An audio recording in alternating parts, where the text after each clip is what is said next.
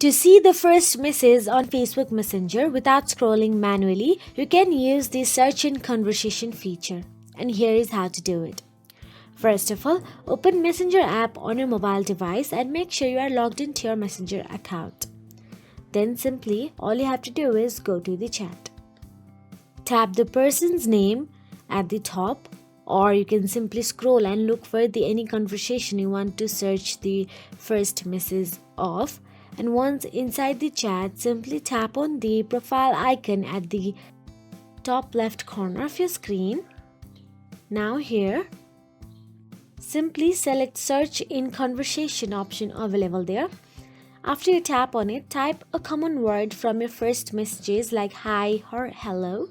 Scroll to the earliest result and tap on it to jump to the parts of the conversation. So that is it. If you found this video helpful, please like, share and subscribe, and thank you so much for watching.